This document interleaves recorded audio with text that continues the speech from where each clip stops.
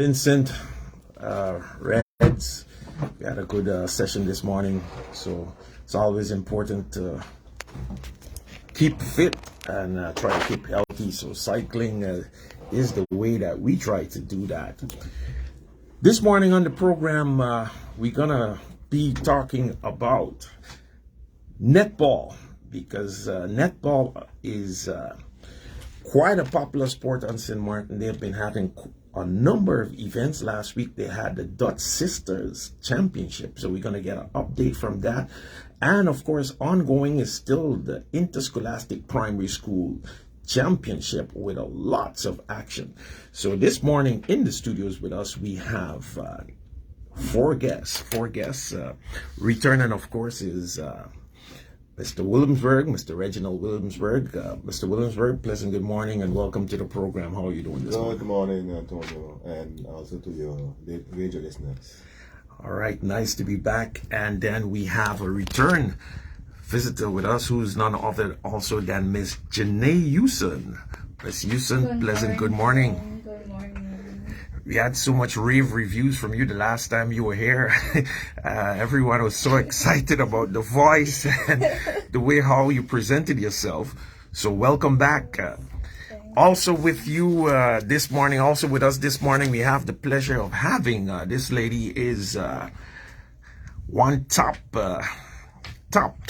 performing netball player, none other than Melissa Hardy. Good morning. Melissa, how are you doing? I'm fine. It's a normal morning. Can't say I have. So it's not like last week when you went mad crazy scoring a lot of points.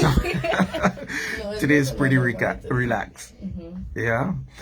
So you guys played the Dutch Sisters Classic last week, championship last week. Tell me your experiences, Janae. How was that for you? How was the game for you? It was good. It was fun. It wasn't really a challenge, but it was good. Like, we had fun. Some teams came with the challenge, but it wasn't really that for us. Just like how we went and traveled different places to get the challenge and become as good as we are now, it was the same with the other teams. So that's how we see it, helping them become better. Okay, so it was helping them become better was also a good practice session for the St.Maarten squad. So what was the most challenging moments for you in any challenging moments that you had against any of the teams where St.Maarten was really under pressure? Not really, no, not really. The team that we was really looking forward to was Anguilla, and that was our first game. So right after them, it was a breeze for us. Like, it was just. So. Yeah. Your position, what position do you play on the field, Melissa? Not Melissa, Janae. On the court, I'm wing defense. So what does a wing defender do? Tell us what's the role of a wing defender in the squad? A wing defends the wing attack, and the job for the wing attack is to carry the ball from the center circle into the shooting circle. So I just have to basically stop that and bring the ball back down to my team. Okay. All right. Let's get in a minute to Melissa. So Melissa, tell us, pull the microphone a little closer to you, Melissa. When did you start playing netball, and what got you interested in playing netball?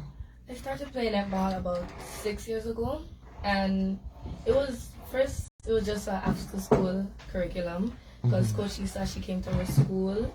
And she and my gym teacher, they decided they wanted to try the new sport out with the children. So they just used us as practice, and she would come after school every Friday and we'll practice. And I really did fall in love with the sport. So which school are you attending, Melissa? I'm attending Academy.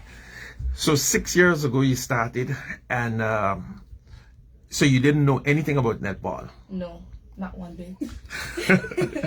So do you credit becoming so good in such a short period? Because 6 years. Lisa, I give all my credits, all my talents, everything I've earned and everything I am today is because of my coach. Okay, and Coach Lisa is here with us. Coach Lisa, welcome back to the program. As you just heard, Melissa giving you all the credit for her success. How are things going with you, Coach Lisa? Hi, good morning, everyone. Thanks for having us. Go right ahead. Go right ahead. Go right ahead. Everything is great. We're enjoying the atmosphere of netball fraternities. And as you mentioned, we had our first Dutch Sister Classic on the weekend. So it was a little bit, not challenging, but excited. So they know they have to learn from the big sister, St.Maarten. So we're just going to spread our wings to other netball fraternity and let them know that we're here to help. Okay, so you said it wasn't challenging. How was our national squad prepared for this tournament?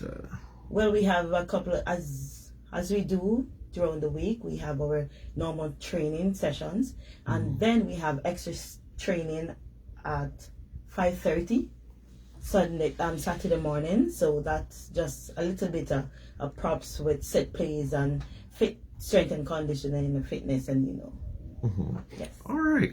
Well, it's been a couple of busy days because you also coach a lot of the primary school teams, or you're also involved in a lot of the primary school teams to get them prepared for the interscholastic tournament. Yes, tiring, but yes, enjoying it. You loving it? Yes, loving it, definitely. All right. Mr. Williamsburg, of course, you must be elated with all the success that netball is having. You and the other board members must be elated with all the success that netball is having these days. Netball is really on the rise. Tell us a bit. Last time you were here, you had some concerns. You were about to have a meeting with the NSI, I could remember. Were those issues resolved and ironed out? Well, I could say yes and no. I think, as a matter of fact, yesterday we had on Friday, the 3rd, we had a sport conference, and where we posed the question as to what function each sports organization has and who's responsible for what.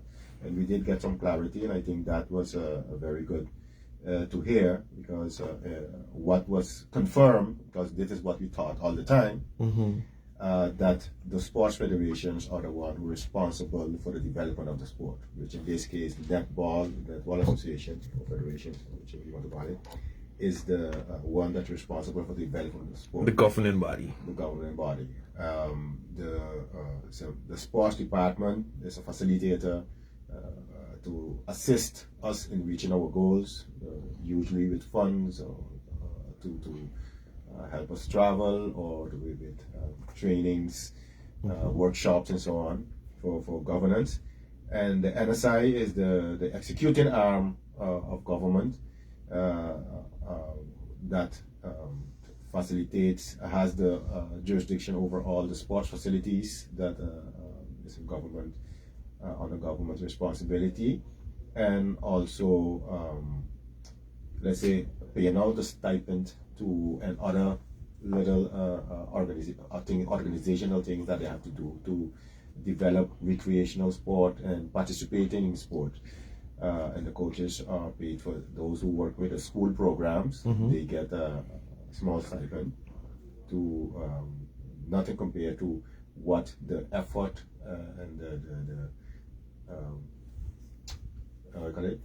dedication that the coaches are given. But it is at least, that there's some kind of appreciation that at least something is coming in. So, and we, of course, we have to work.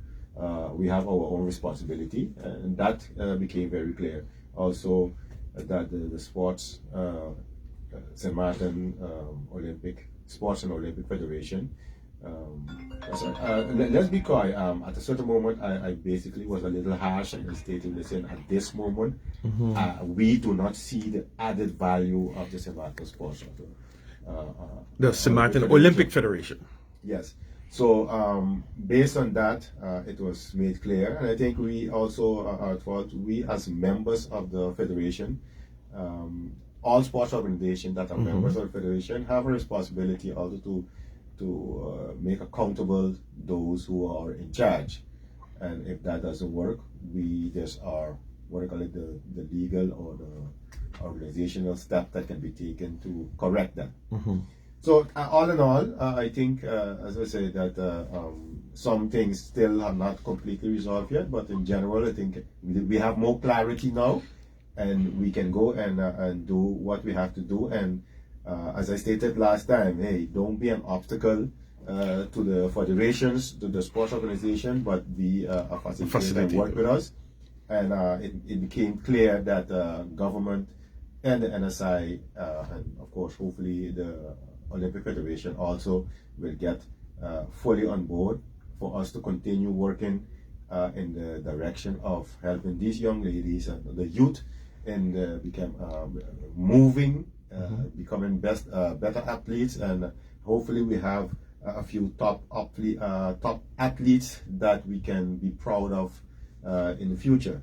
And we have some, as a matter of fact, when I see Melissa playing in the Dorchester Classic last week, I've been following her for some years now, but I was really proud to see how she was moving, not only scoring, but also up and down, getting the ball, being, if she's not scoring, she's feeding the goal shooter or the to score. So she was overall a fantastic player, and I just enjoyed seeing her. And basically, she had a scoring percentage.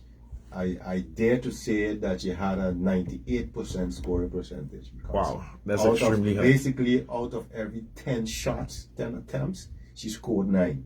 So. So that's fantastic. I was keeping track, so you see that. All right, but she's a product of the school, as she just mentioned, from the school, coming out of schools and going into schools. So has it been now agreed or confirmed that the Netball Association can continue their program within the schools to bring out even more talent? Because last time that was kind of the concern, whether you could continue with that program. And seeing the talent, that Melissa have coming out of the schools, she just mentioned that.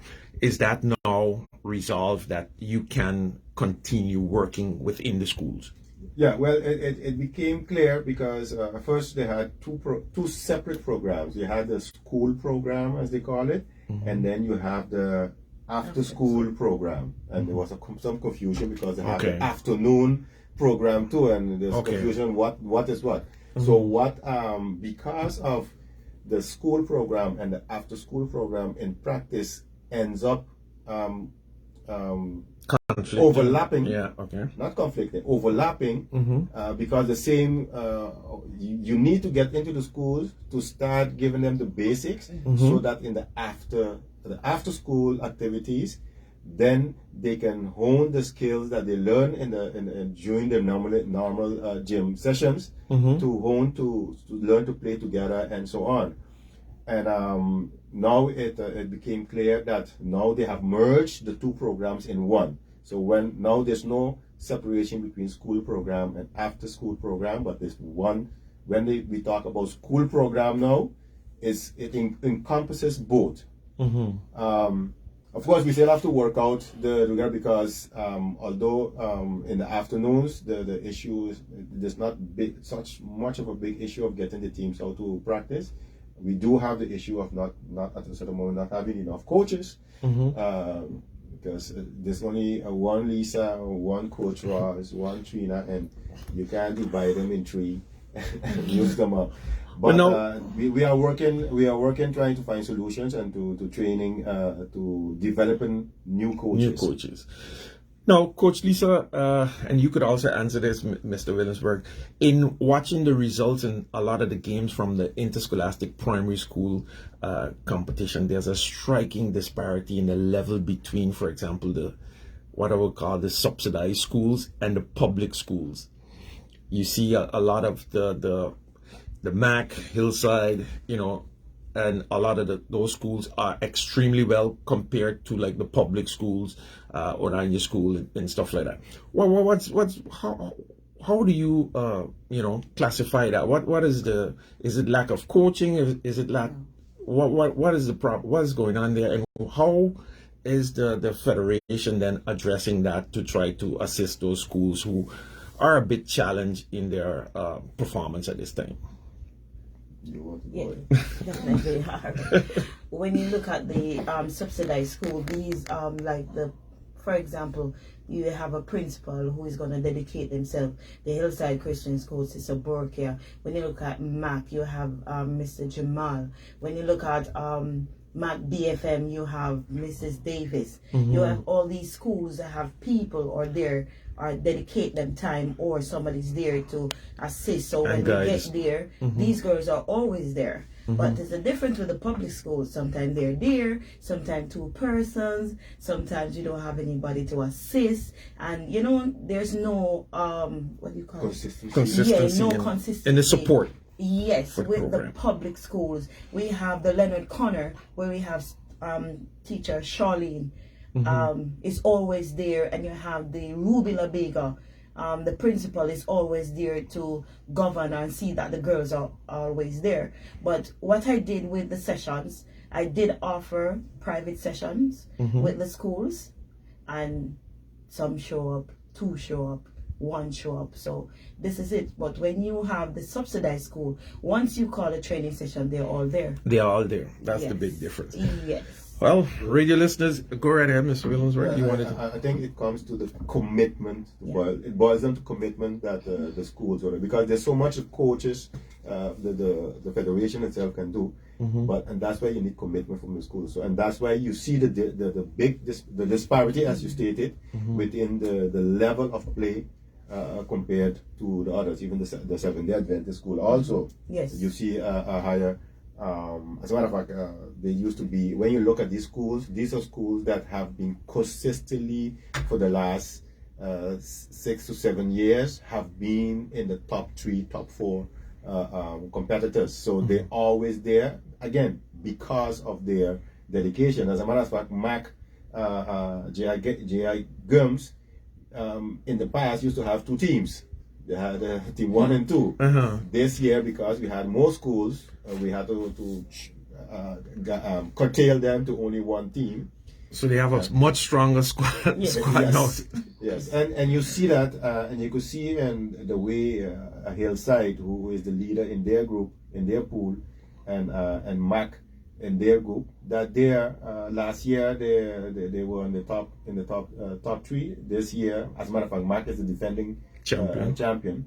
So, and they consistently play at a high level. Yeah, very important. Well, radio listeners, of course, if you just joined us, you're listening to PJD2102.7 Sports Forum here on Saturday morning. I'm Antonio Venturin, and we're talking to the Netball Association Federation, and we are talking to them about their sporting activities, their activities. We have with us Coach Lisa, and also the MVP and top scorer, Miss Melissa Hardy, with Janae Houston here on the... So let's go back over 1 minute to the top scorer, Melissa, because we want to focus in on the talent, of course, and feature the talent. You were the top scorer in the tournament. How did you manage to develop your skills in such a way that you're scoring so easy?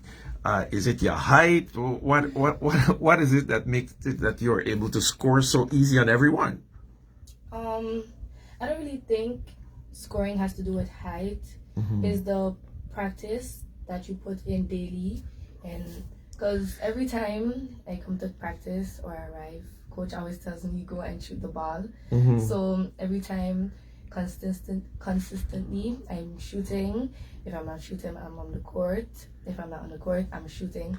So I felt like for you to be a good shooter, you need practice, you need time, and you need consistency. That's a very important message. I think a lot of the youth don't understand that part. To hone in your skills, you got to put in the time. Fantastic. Janae, now you're a wing defender, and you indicated in the beginning that the competition was not on the level that you thought it would be. It wasn't that challenging for you guys. So what was next? What's next for you? Who would you like to play, to be able to elevate your level a bit more and be a bit more challenged? Well, actually, in April, we'll be going to Guadeloupe, and we'll be playing against the Guadeloupe teams and BVI, the British Virgin Islands, Dominican Republic. and Dominican Republic. But Dominican Republic also play netball. yes. Wow. Yeah, it's a lot of places you don't know. But we never saw BVI play, so we're looking forward to it. It might be a challenge, it might not be, but we're looking forward to going to Guadeloupe and having the experience.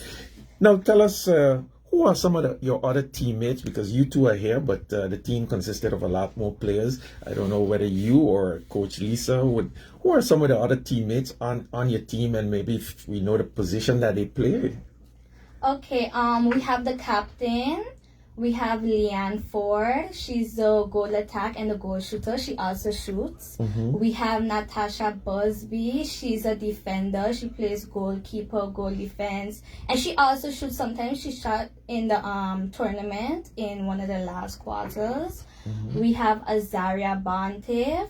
She's a shooter and a defender. So she's goal shooter, goal attack, goalkeeper, goal defense. We have Imani. She's a center and sometimes plays wing attack. We have Rihanna. We actually have two Rihannas. One of our Rihannas shoot and defend in the circle, and the next one plays wing attack.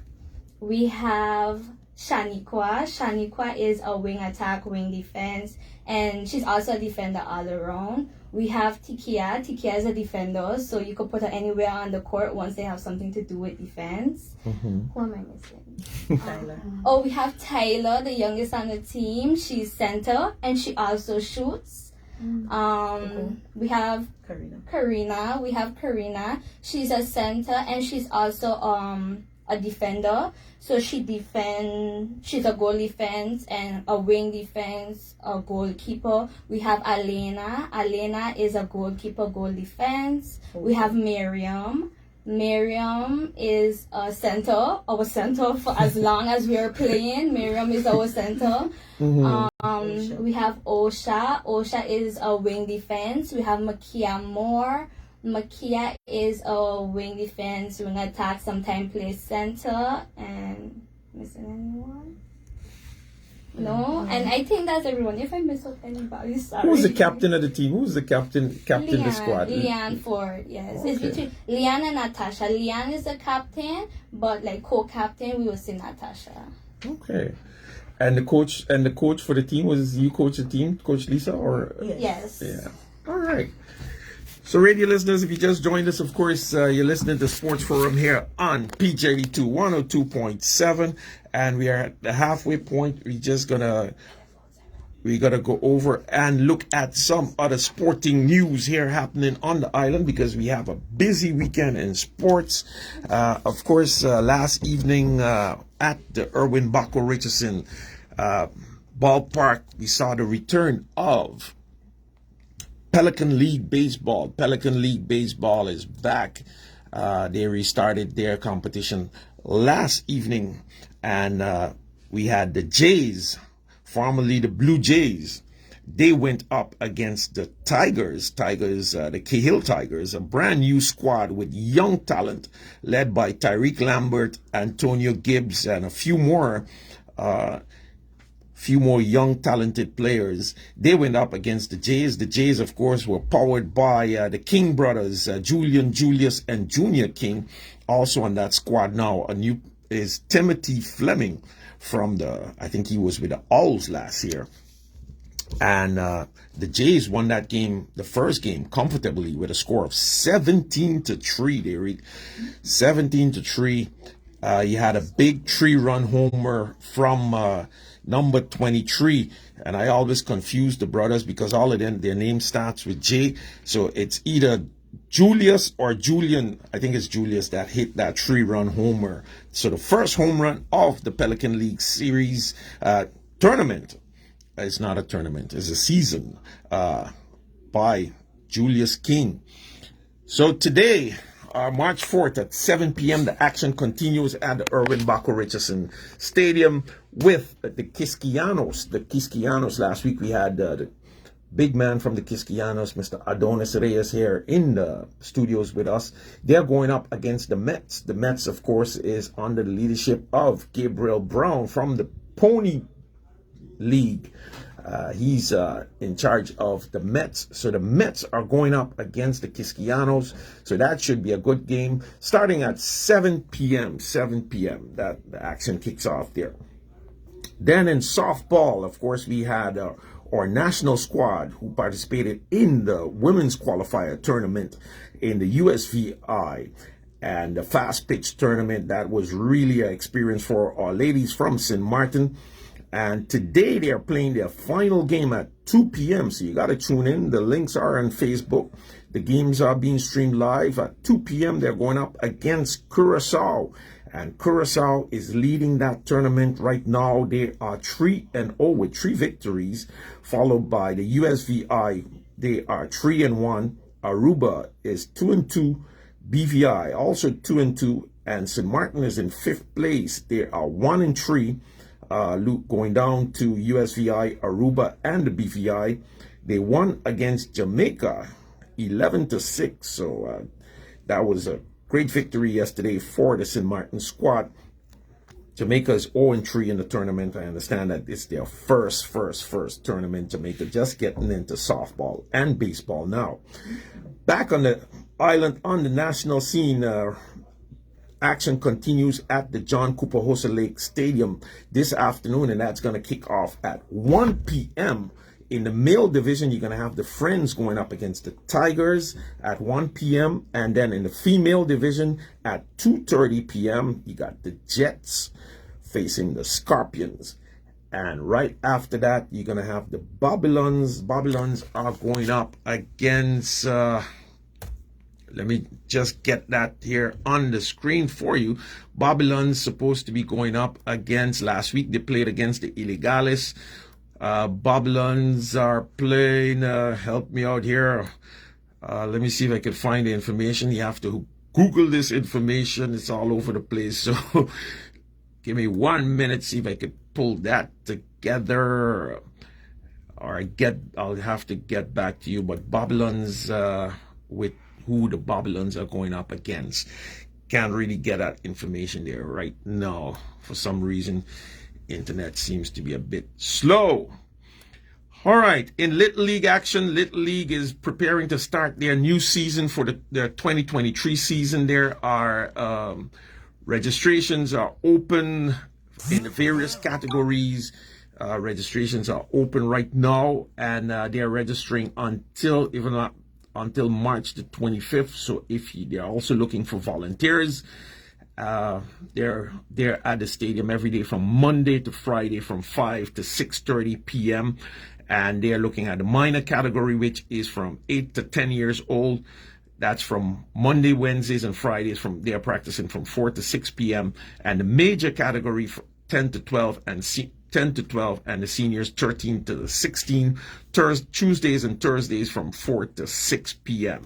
So if you want to get your kids involved in baseball, Little League, you can check them out over at the Irwin Baco Richardson Baseball Stadium.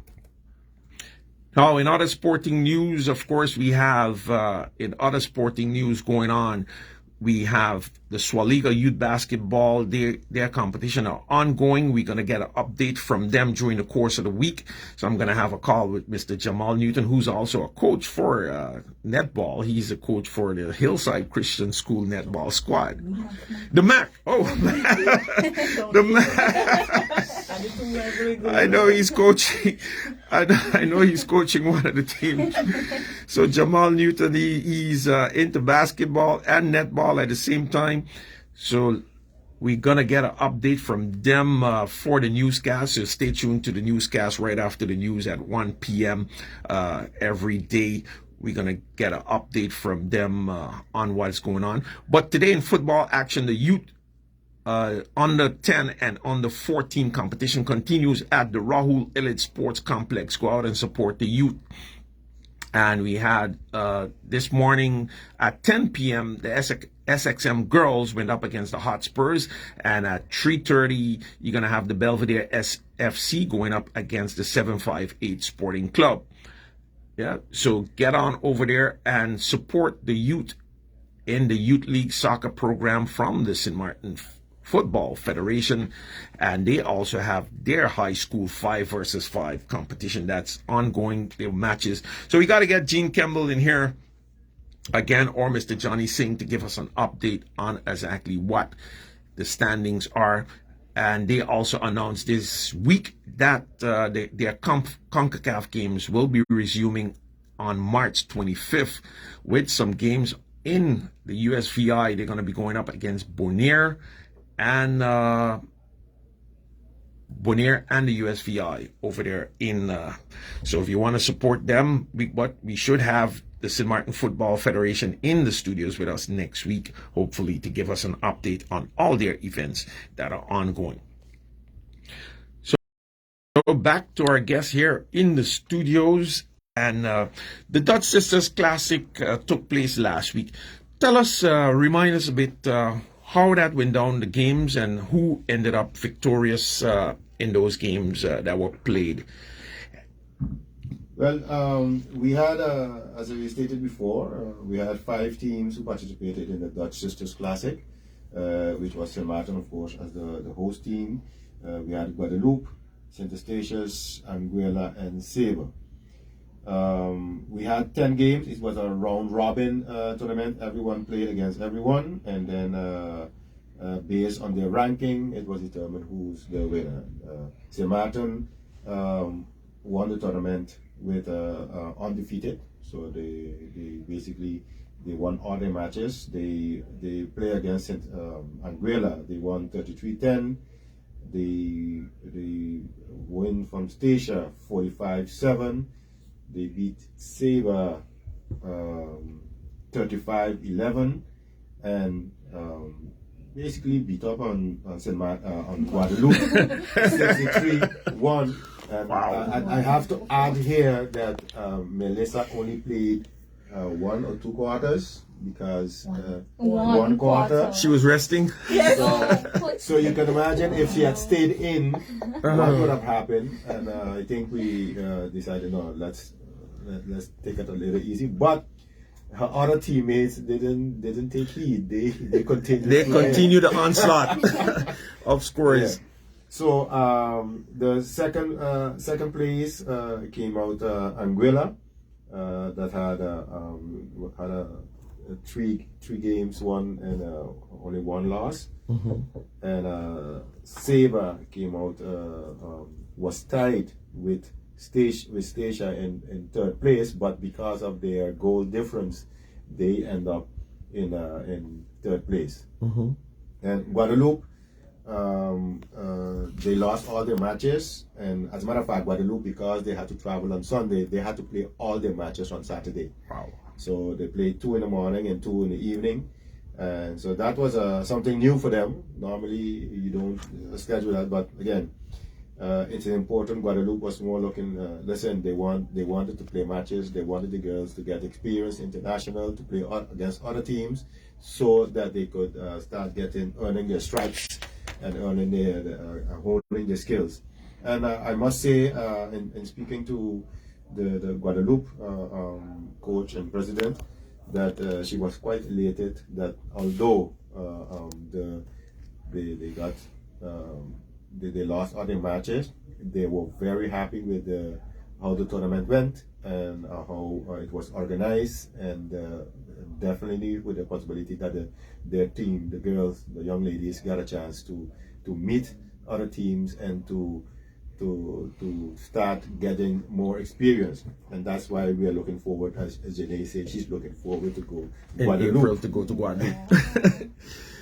No, you had matches at the LB Scott Sports Auditorium, but also at the St. Peter's Court.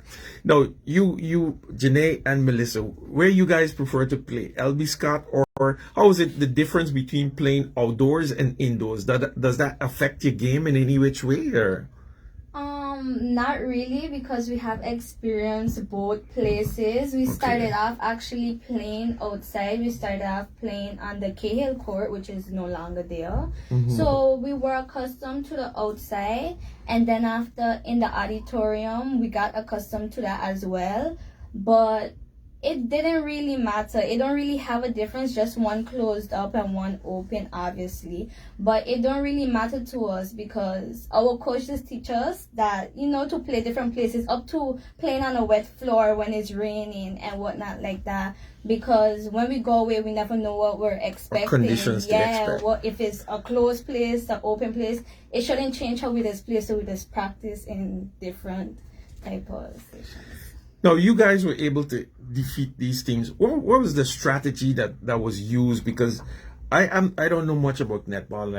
I got admitted. I see you can't. I know basketball a bit more. You can't dribble the ball, so you have to pass the ball. But are there set plays that you guys use to tell us a bit about the strategies to victory, Coach Lisa? I mean, you don't have to give away all your secrets because people are joining. Well, we did not go out at all on this game because we know we didn't have a challenge. Okay. So our set play is gonna be in Guadeloupe, where we're gonna come up on BVI and Dominican Republic, where we don't know, we never see them play. So it's gonna be a surprise. So our set plays, when we do in the morning, like 5:30, we do strength and conditioning and set plays. So we go through our set plays and continue on Tuesdays and Thursdays with fitness. So. Now, I watch some of the games. You don't see much shooters taking like the shooting from far. Explain me a bit.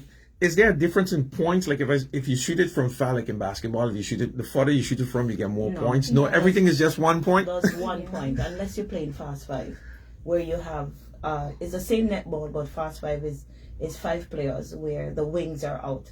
So you have 1.2 and 3, and it doubles when it comes to the power point. But normal netball is just 1, so near or far. It's just 1 point near or far. Yeah. Okay, so that's why you don't see much players. Most players try to take it a bit closer to the hoop.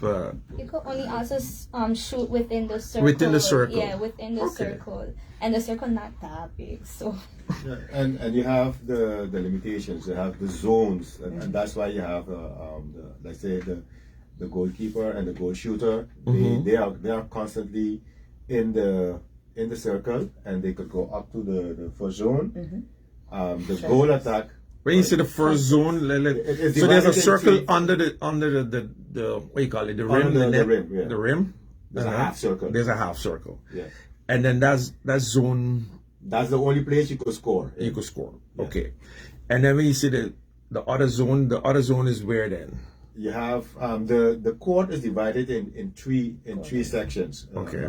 They have let's say the part the first third where you have also the circle, the shooting circle is that the positions that can play there are the goal shooter, the goalkeeper, the goal defense, the goal attack, and the wing attack and wing defense.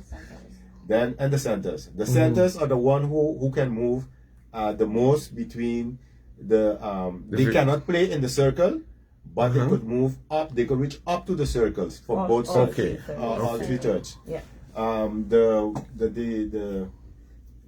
The shooter and the goalkeeper, they can go outside of the first goal third.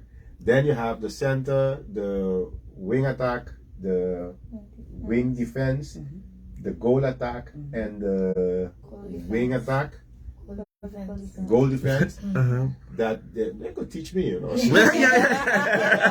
They should. They're the players. So, because I'm still learning, but they're working it every day, and as Janae stated before, some of them play more than one position.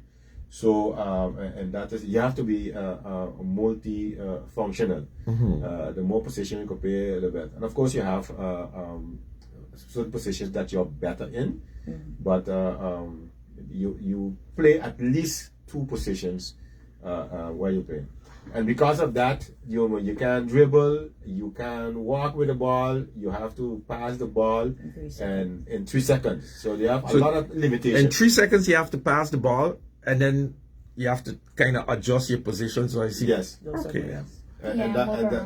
Yes, and that's where the moving around comes, and that's why I say, like Melissa, since she's here, she, as soon as she starts down from the center court, the like center this- court, Yes. and she gets the ball, the center passes to her, she passes to someone, and before you look at it, she's there in the circle already waiting for another pass. Okay. So you have to be. This is not a game that you could Stand be up. stationary. Yeah. You have to be constantly moving. Moving. And as a matter of fact, when I see them moving so much, I get tired. But they have been training so long, whatever, that it as a matter of fact, they would finish playing 2 games and then still want to play another game and then a scrimmage. So that is and with regards to the individual rewards, I forgot to state that we had the best defender is Natasha Busby from that's I love to see her play in defense. She's a firecracker. The goose. The the goose. goose. Yeah. We have the best shooter is Melissa Hardy, of course, from St.Maarten. The best mid-court player was Michaela Dorr of Sabre. She was the goal attack for Sabre. In the center. And she played center also. The most outstanding player was Deandra Richardson from Anguilla. She was the goal attack, and the MVP is Melissa Hardy of St.Maarten. And some people might be asking, Now, what's the distinction between outstanding and MVP? Exactly. You So see, the MVP comes from they have to come from the winner. Okay, Actually. okay, So okay. overall, you look at the entire tournament and choose somebody that is So Best the of MVP is like the person who is the most valuable for their particular team, Yes. Okay. while the most outstanding player is the one that overall Look at it exceeded overall. whatever. Yes. Okay. So, Melissa, as MVP, where do you see yourself going with netball from here? What do you want to? Do you want to continue? Is it something? Is there a professional netball league that is somewhere in the Caribbean? Not in the Caribbean, but in World Netball, you have Australia, England, New you have Zealand. New Zealand, you We have have Jamaica, who's Jamaica. ranked right now number 4 Number Yes. 4. in the world. yes, Okay. Australia's first, New Zealand, New Zealand, England, Jamaica. and in Africa, the continent of Africa is coming up pretty well as well. Yes. Okay. So So, also St. Vincent and the Grenadines, that Yes. is ranked in the 17th in the top 20. So we have a few Caribbean islands that are in the quite well high ranked. is it an Olympic sport also? Not yet. Not We're yet. looking Not to yet. go there in 2032. And yes, and let me explain why. 2032. Okay. And why isn't it Olympic tournament sport as yet? Because it doesn't have the full 2 disciplines. So they have, as well, most people know netball. As well, that's what I knew. Netball is a ladies' game, Yeah, female. a female game. But in order to be Olympic sport, you must have also the male discipline and if possible also co-ed. So that is what World Netball is working on right now to have some countries to have male leagues that so that in the male division also we could have it so that by 2032 we'll be able to say that yes, netball is Olympic sport. We netball did participate in the Central American Games, so that already is a great step. But now is that next step that we have to go into. So, Melissa, what's your ambitions being so good in netball? Where do you see yourself in the coming years with netball? What do you want to do? Well, obviously, I want to go to college. So if I can find a college that dedicates their time to netball, I can hopefully get a scholarship and take it from there. Okay. And right now you're at academy. Which grade you're in? Second. Okay, so you got quite some time to go yet. Now, in the Caribbean, you mentioned St. Vincent and Jamaica are the top teams in the Caribbean. Trinidad and Barbados is before. Yes. And how are we? So where the ambitions of St.Maarten Netball is to, because right now you did the Dutch Sisters Classic, you're going to Guadeloupe, and I know last year you went to Jamaica for a training camp. And Sabre.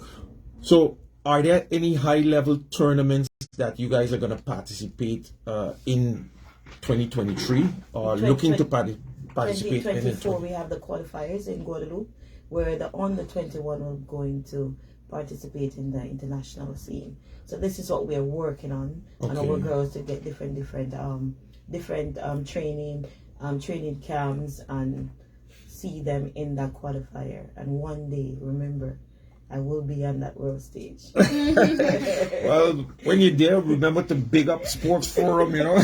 All the little people that help you get there, you know. When you're there, big us up, you know. Shout out to Sports Forum back.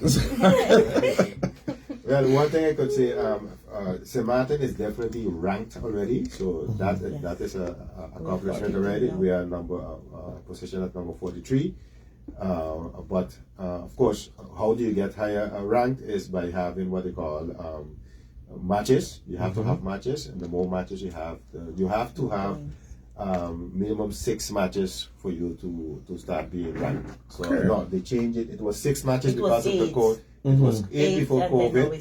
Because of the pandemic, it was downgraded to 6. But as of this year, it's going to go up again. It started already at 8 games already. I read my 8 international games. 8 international games. You have to rank in games. And what they have differentiation in weighted matches and unweighted. The unweighted are the ones that we are playing right now. We played like last week. The weighted one is the one that has the full-fledged international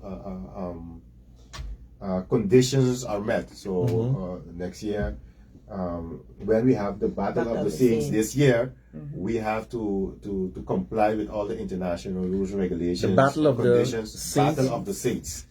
This is a recurring tournament that we have yearly, where we have the more senior teams coming in. Jamaica, we had Antigua, Dominica last year, St. Kitts. So when we had it, those are going to be weighted games, and the umpires, we will not be picking any umpires. The umpires will be allocated, assigned by World Netball. They will come. They will have a coordinator coming out to run the tournament to make sure that everything is according to the regulations, international standards, which I understand completely. As you know, I come from another discipline. I'm the coordinator for the referees of the Eastern Caribbean, so I do that job. So I know how important it is to have these games at that level, because these is the ones that really count. Even if you don't, let's say you win some and win lose, but that is what determines your ranking. All right. So let me ask, you guys have the primary school competition ongoing. Is there any plans to start a high school netball championship anytime soon or this year? Are there any plans to do that? This year we're not looking at it as yet. We're not ready for that. Okay. But it is definitely in the plans. Part of our strategic plan is that for 2024 we will have the first high school netball competition. And of course, and we want to go further than that also, not only, and I think once we have the high school tournaments up and running, we can go to the next step as to have what we call a senior championship, regular championship. Okay. Because then you will have, I think right now we have quite enough a farming system from the primary school that is feeding up, going out to the high schools. As a matter of fact, these young ladies are playing in the high school, but they all started when it was in the 5th grade in primary school. In the primary school, so that is the plan, a multi-annual plan that we have to work on that. We are still looking as to how to have male teams. As a matter of fact, we do have a male team. The Seventh-day Adventist team has a boys team that played on the first night. the second night. Second. Second night, they had an exhibition game against the what we call the baby juniors, and they did win. I think they win by 2 points. 2 points. By 2 points they win. So The baby tomorrow- juniors is when you say baby juniors, who's baby juniors? So those are the girls that came out the last primary tournament. Okay, So every okay. year we constantly have different groups. Okay. So the intention is that tomorrow, this upcoming Sunday, when we will have at the end after the primary school matches are played, we're gonna have another exhibition games with the Seventh Day Adventist team meeting the junior team and the junior team. They are coming out looking for to beat up on them because now the boys are bragging and going around Bragging bragging rights. how Yeah, they're yeah, beating yeah, them. yeah, So yeah. They need to set the record straight. So the competition, of course, continues tomorrow Sunday at the LB Scott Sports Auditorium in the primary school netball championship. Tell us who's playing tomorrow, if you have that information. Who's going to be going up against each other? Because I can assume you have another action-packed Sunday full of games. Yes, we will have tomorrow. We will have 5 games. We will have the Sister Borgia playing against Sister Marie Laurence. We have Ruby La Vega against St. Joseph. We have Mac Jag against the Seventh Day Adventists. And this is going to be interesting because both teams are undefeated. So, wow. So that's one to see. Yes. We have the Leonard Cora coming out against Mac. We have Maylad. And then we have Sister Borgia against St. Dominic. Those are the I have to say, unfortunately, we have one team that fell out. The school decided to, but not because of the netball situation, but because of situations outside of netball. Disciplinary measures had to be taken, and they decided to pull out from the tournament. So that is the situation, and tomorrow, as a matter of fact, is the last day of the preliminaries.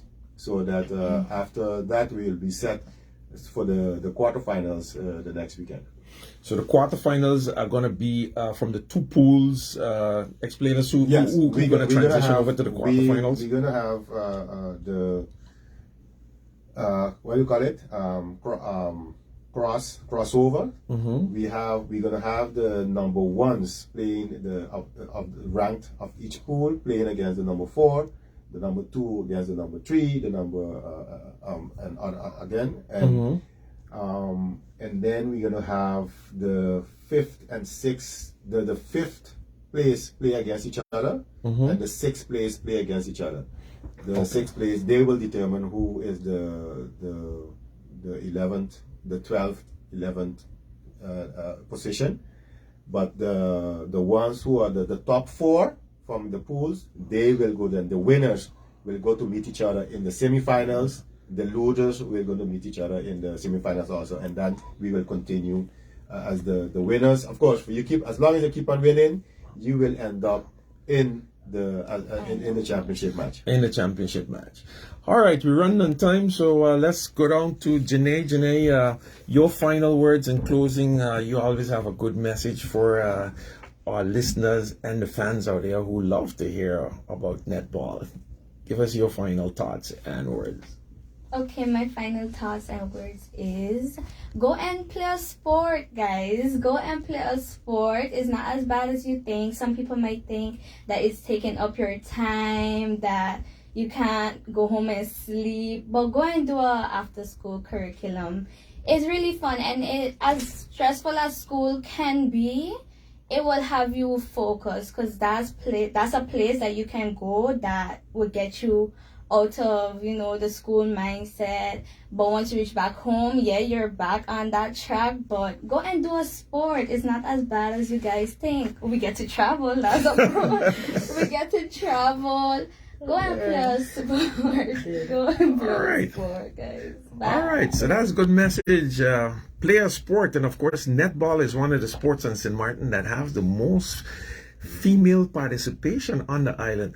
Melissa Hardy, MVP and top scorer, and your final words and thoughts. any messages for those people who might be going up against Melissa in the future, how to prepare themselves? Challenge. I don't really know what to say. For the people going up against me, people might think that I'm very, how to say, mean because of how like you play aggressive. When I'm on the court, I'm very concentrated, so I my demeanor might be seen very mean, but I'm actually very nice. So if you are going against me in the future, don't be scared. You know, I'm very friendly because I have, after I played a game, the different islands, I still have some of the girls' numbers from all over the place, from Seva, Jamaica. So, you know, if you're playing against me, you can talk to me. I'm not afterwards, nice. not during the game though. No. Afterwards. During the game, you have a game face on. All right, so you heard it there from the MVP and top scorer of the tournament, the Dutch Sisters tournament, Melissa Hardy. Congratulations, fantastic, and really proud of your accomplishments. Continue, keep up the good work. Over to Coach Lisa. Your final words and thoughts. Of course, you're coming off a busy weekend, a lot of work, and your investments are paying off. So your final thoughts. Yes, thank you. Being a coach is not just coaching, but these are the girls who coach me to be a better person, number one. And I really appreciate each and every one of them. And also the parents that we have, the dedicated parents. We so appreciative of you guys. And also we want to thank the people of St. Maarten who came out and see these girls play. The auditorium, we couldn't even hear the whistle blow to see how much people came out and supported netball. And we want to also thank our sponsors, NEC distributors for Lucasy. We want to thank Cosuless that came in and gave us our contribution. We want to also thank Fresher and Blue Water for their contribution, and It's Time Foundation, one of our number one sponsor. We want to say thank you to everyone, and we're going to Guadeloupe, and we want to say we're going to be out at Cosuless again, fundraiser. People of St. Maarten, you never say no. We owe you those trophies coming into St. Maarten, and you will get those trophies when we go out and play, because your money is there on us. Thank you. All right, you heard it there from Coach Lisa, and continue your fantastic works and efforts in softball. You're really doing a fantastic job. Netball! Netball. I have something that I have to mention about softball, because I promised them one result from one of the games from the final game going up today.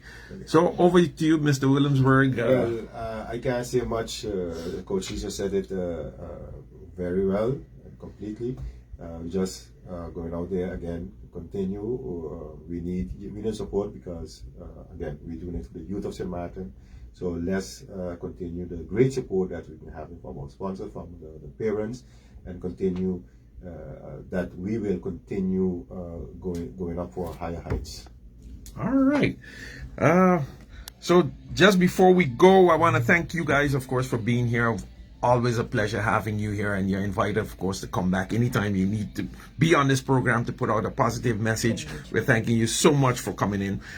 Pleasant good morning to Miss Bunchy Cardi looking at the program, and I got to big up my boy over there in New York, Alex Harrigan. Happy birthday to you, man. Happy belated birthday to you. You made birthday over the week, during the week. The last game that we were looking for this afternoon at 4 p.m. in the softball action, you're going to have the Babylons going up against the Hurricanes. So Babylons against the Hurricanes. So that's the last game. That's what we had for you today on Sports Forum. We want to thank you so much for being here with us, and invite you to join us next week for another action-packed filled program on Sports Forum. That's what we had for you. Ciao for now. Until next week. Bye-bye.